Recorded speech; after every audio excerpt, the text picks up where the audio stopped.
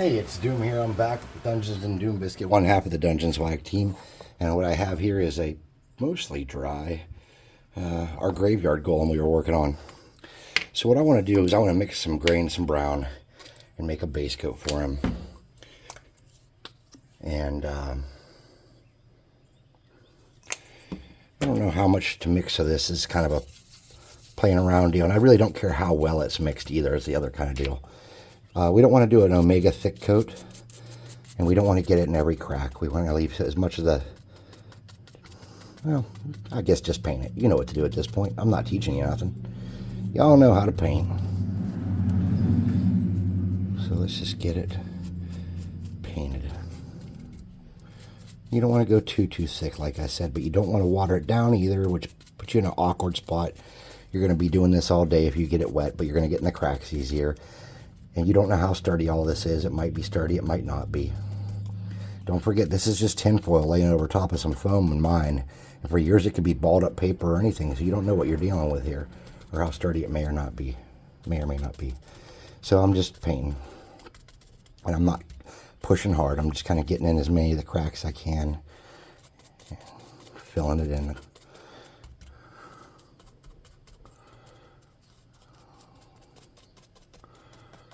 It doesn't have to be perfect, but you want to do a lot of the coverage here if you can. So what I did was, instead of just hitting this with a flat black, I first, to make sure the glue and stuff was dry, even the paint and glue and stuff that I put together there was dry. I also hit it with a little bit of that matte varnish clear coat first and let that dry, and then I black primed it with rattle can. And you have to decide what your right mix for your crafting is and what makes you happy and what results you like. But if you're following along, this stuff seems to work out pretty decent for the most part, what I use. I think we mixed a good amount of paint there. We're not going to have too much left over. There's going to be some, but it's not going to be a lot. Now, one thing I did notice when I was playing with this arm against that tinfoil wasn't great. So you might want to stick like a cocktail skewer or something in there and glue it on with that to give it a little sturdiness. But that's up to you. I didn't do that, and I'm kind of like wishing I had, just to make this a little more durable. But honestly, like, most people won't be touching this or playing with it or yanking at it. It'll go in a cabinet or in a box and, you know, be used when it's used. And I don't know if this one's going to make the table very often. It'll make the cabinet for sure if I can find a spot for it, at least for a while. So people can go, oh, what's that? And I can go, oh, well, here's what it is, my friend. All right, so I think we got him pretty much coated out in this grayish brown, and that looked a little better than I expected it to, honestly. So we're going to hit him with the hairdryer, or her, or it.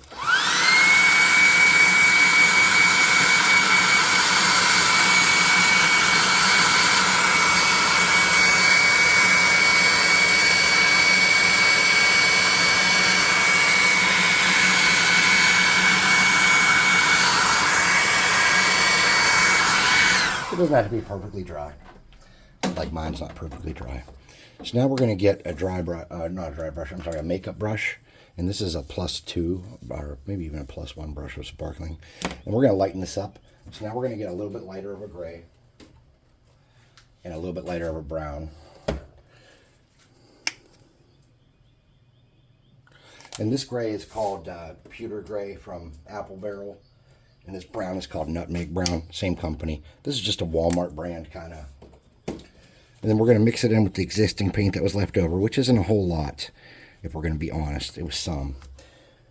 And we're going to get some cardboard, and we're going to wipe a lot of that off. And don't get this cardboard thrown to the side. You're going to need this. And then we just kind of want to touch around and give it some different tones. We don't want to hit everywhere. And it doesn't matter if you get it on the gravestones, because we're going to come back and do something with those.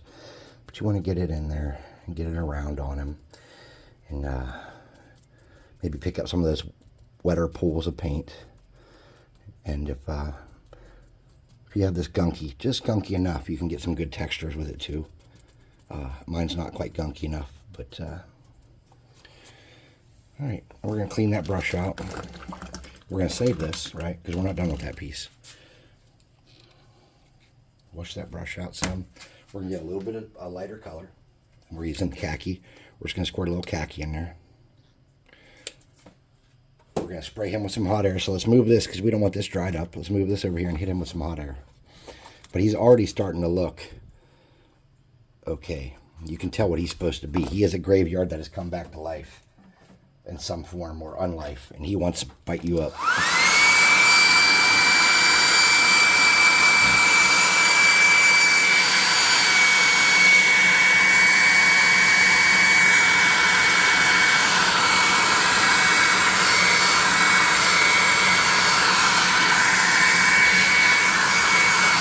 And you could pair him with some ad mobs that could make him look pretty good.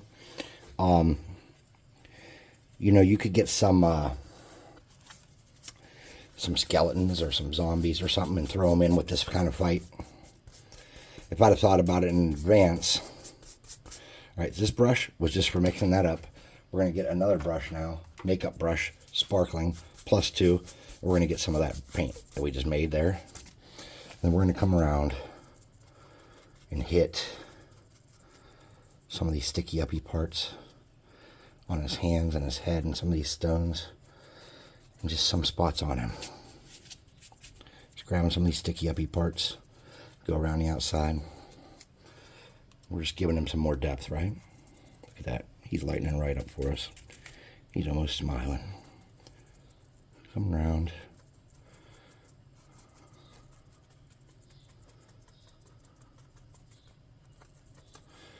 All right. Now let's get that paint and put it away. And let's talk about our gravestones.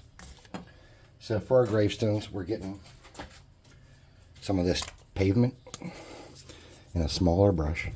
And we want these to look like stone.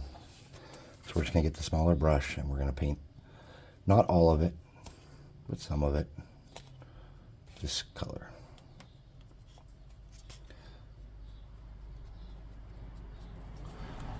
Darken those up and get them a different base coat color for sure. And if you didn't take the time before it dried to wipe off any of the grass and stuff, that's okay. We can come back and paint more of that, or we can ignore that. It's whatever you want to do.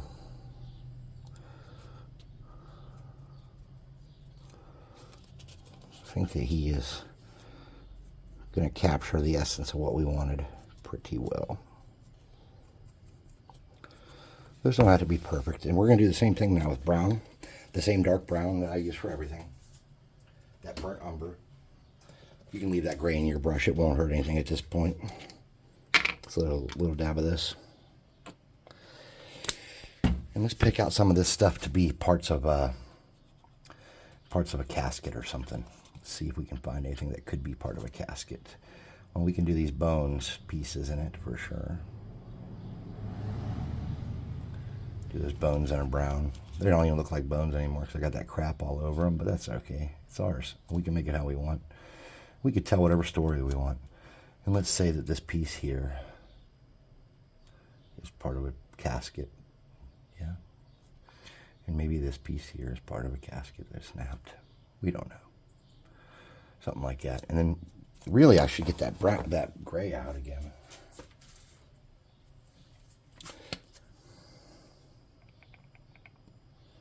And let's do some of these other rocks. It's a little brown and a little gray. And pick up some of these rocks and make them a different base coat color too. Nothing too extravagant, nothing too fancy, just to get them different than they are. They can pop out a little bit. Maybe they're part of a mausoleum or who knows. You know, it's your guy. You know what it is. Just gonna hit that bone that we didn't get. Who cares? Something like that. So he's starting to have a little more, I don't know what the word is, a little more character. He's building character. All right. So we got some bone parts we need to play with here. So let's get this light stuff we had here and smear that around and see if it's pretty light. There we go. Let's see how light we can. Okay, we're going to need a little more of that khaki.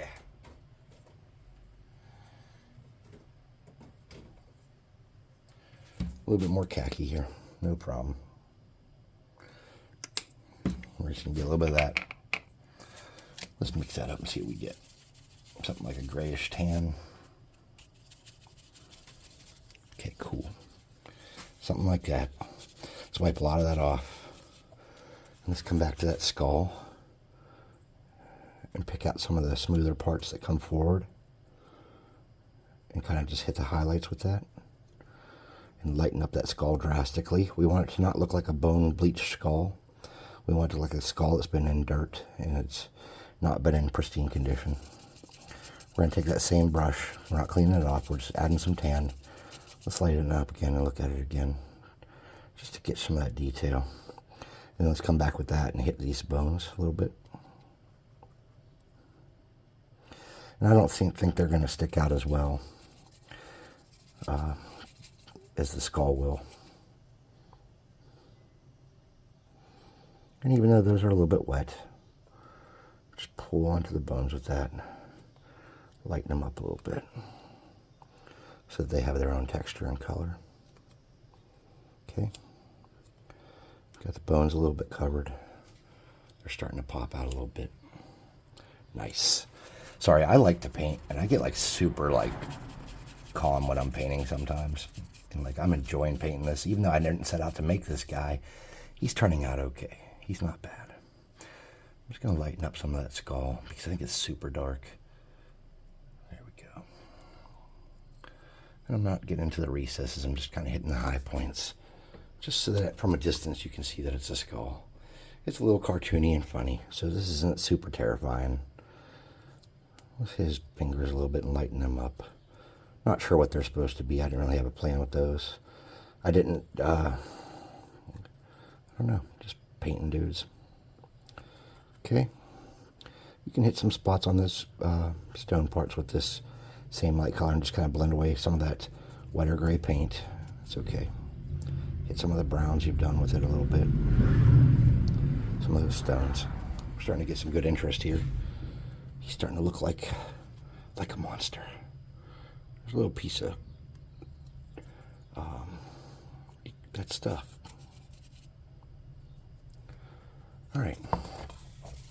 Let's set that brush off to the side and set our paint off to the side. And let's hit him with the hairdryer. And let's come back and see what we can do. Pick up some cooler little spots on him.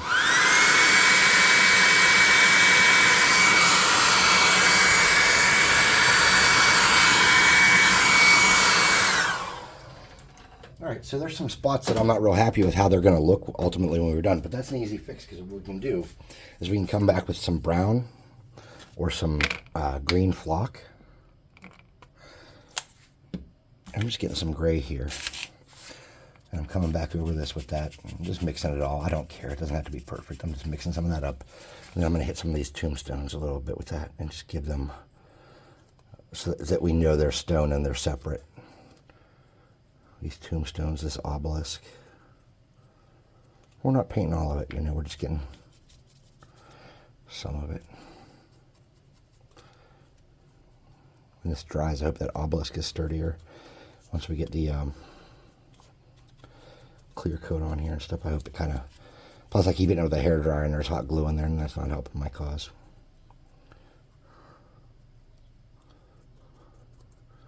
I'm going to hit this rock a little bit. Hit this rock a little bit. Let's get some of that gray and get this rock into a brick. Let's make it look like it's part of that brick somehow. Not a perfect paint job, just lightening it up to stand out as a different part of terrain. Do that with this one. We'll lighten it up.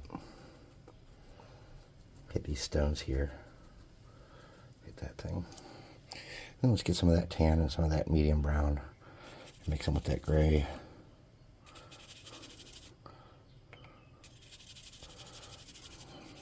Wipe a lot of that off. And let's hit some of this parts we said, hey, these could be wood. These could be wood. This could be a piece of coffin or something that's coming out of the ground. I had a third one there, maybe not. All right, oh, it's under here, okay. We'll hit that. So he's starting to look like something, right? We don't know what, but something. So let's lighten that up again. Some of this gray and tan. There we go. That's an ugly color. Let's kind of hit some of these weird spots. Just hitting these weird spots on some of these bones with that color. Because not everything's the same color, right? We've established that time after time. All right. And we're going to get just that and lighten this up a lot more. One more step. Lighten it up and wipe a lot of that off. It's that grayish khaki tan. We're just going to lighten up the top parts of the skull real quick. Let's do his fingers a little bit more. Maybe that rock. Bones.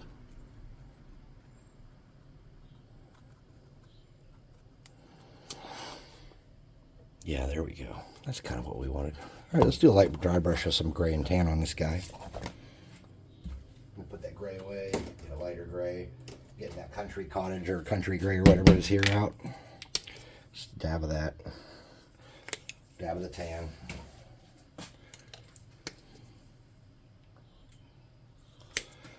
And what I'm going to do is I'm going to get a makeup brush. And these makeup brushes are a little better for this kind of stuff. They're like a more, okay.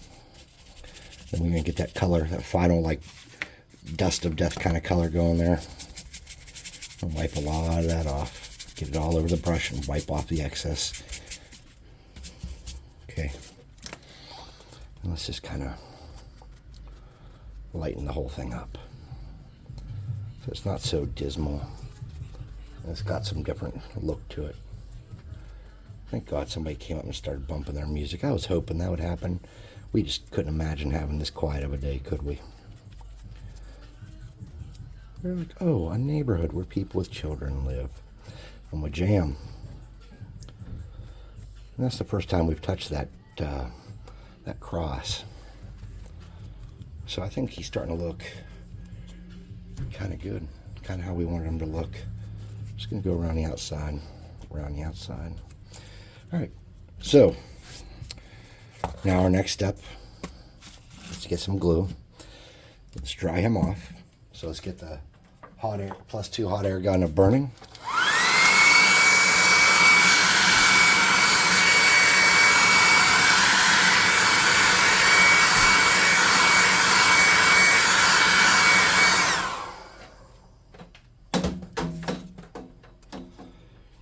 See what we can do with some glizzu. Getting a cheap brush. What am I grabbing today? Oh, it's one of the yellow cheapest brushes on earth brushes. And we're going to just dab it around in some places where we can add some brown or some green.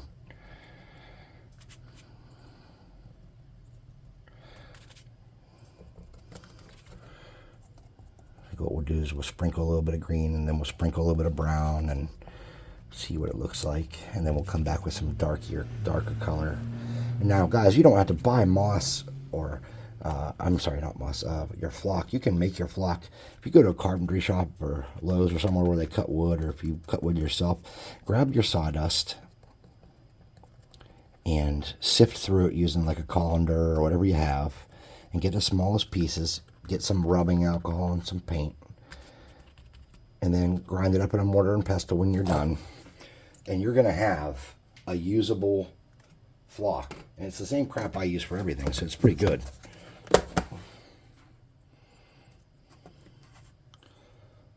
So I'm just sprinkling that. Sprinkling it around to catch some of the glue spots. Nothing major. I'm going to dry that, or I'll put that away. Blow it off. We didn't want to get it everywhere. Now I'm going to get some brown.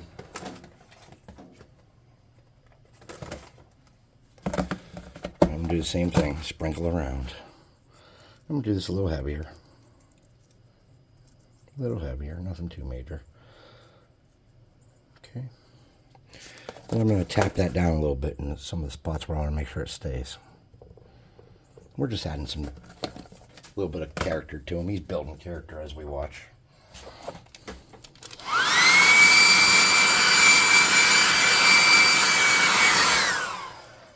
Now I'm going to get that same brush. A little more paint, a little more glue. Oh, there we go. And I'm going to get in some of these cracks, and we're going to do that moss, that dark green stuff. Now, that dark green stuff, you can make that. I did not. I just happened to have some of it. It's like I think it's Woodland Scenics or something, and I've had it for many, many years, and I just never really used it. And I was like, I got to kind of start using this stuff because it's in a weird shaped Tupperware thing, unlike the ones I standardly use, which makes it like not stack nice with the others and stuff. And instead of transplanting it, I was like, I'm just going to try to use it up. And then I'll just make some dark moss to replace, dark flock to replace that, you know. And you got to kind of decide what's good for you when you're doing this stuff, you know, how much you want to spend time-wise, how much you want to spend money-wise. Maybe, you know, you're like it was for me before where you had no money. Like, you're like, I need glue. I don't have it, so what am I going to use? I used to be like that. That's how it was because I was younger and I had kids and I was trying to craft everything I want. I mean, I still have kids, but you know what I mean. It's just a different world because as you get older, it gets easier to get your stuff sorted out. Okay. I'm going to get some up on that side for sure. That'll look nice. Okay.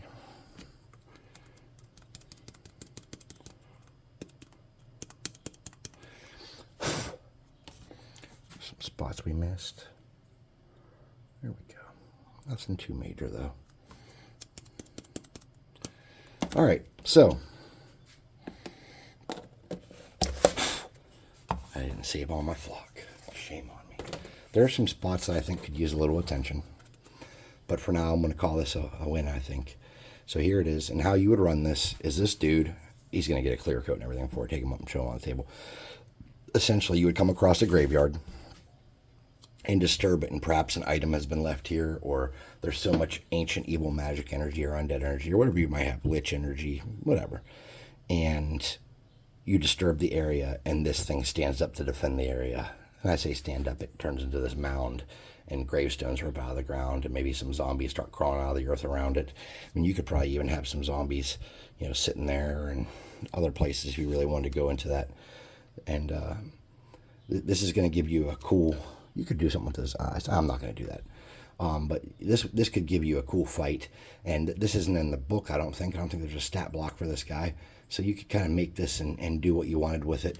Oh, you know what? I think in one of the Monster Manual 4 or something like that, there actually is something like this. Either way, for your game, you make the stat block for it. It's probably got a lot of hit points.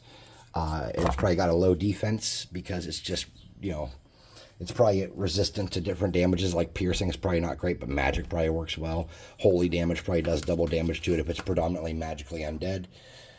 So that's what you do. You make a stat block that works for it, and that's what you build. So anyways, this is Doom from Dungeons and Doom Biscuit, one half of the Dungeon Swag team. And if you like what we're doing here, please hit the like and subscribe if it suits your fancy. And if you want to get some miniatures off us, we sell those on the website. There's some discount codes available. You can do a little research in the comments and on the Discord and find those. So have an amazing day and craft everything you can. Fill your D&D world with amazing creations that stun your players with beautiful and hideous creatures alike. And see you next time.